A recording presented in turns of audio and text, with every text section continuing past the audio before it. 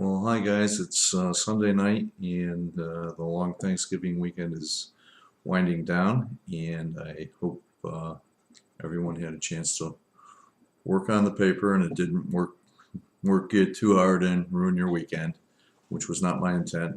Hopefully, a little extra time.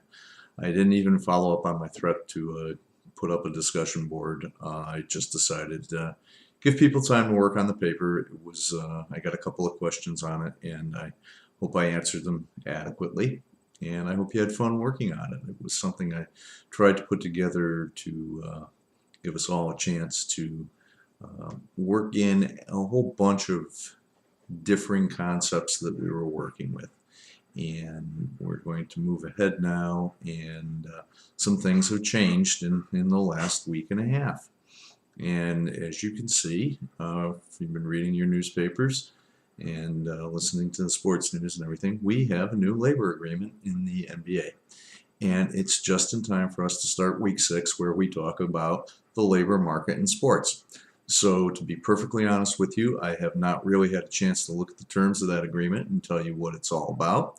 And maybe later this week we'll have a chance to exchange some ideas on that and have you tell me a little bit about what you think it's all about.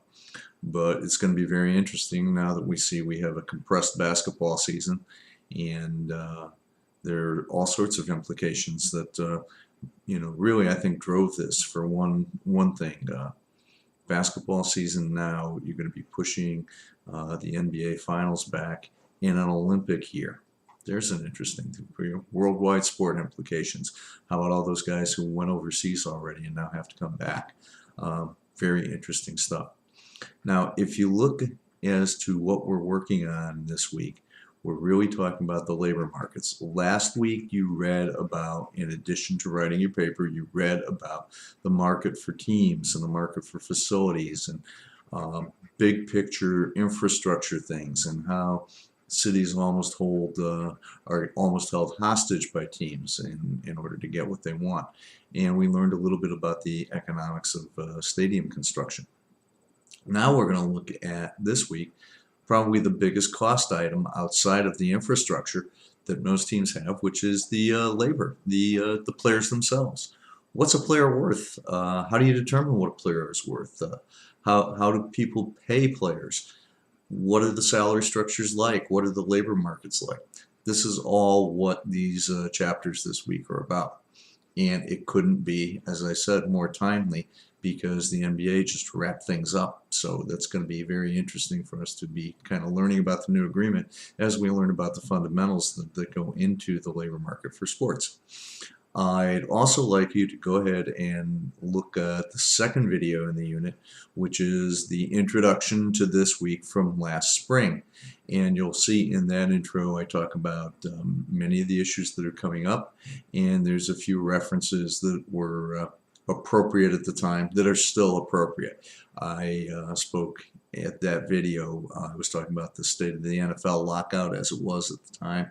I'd like you to consider an article I've still included on that situation.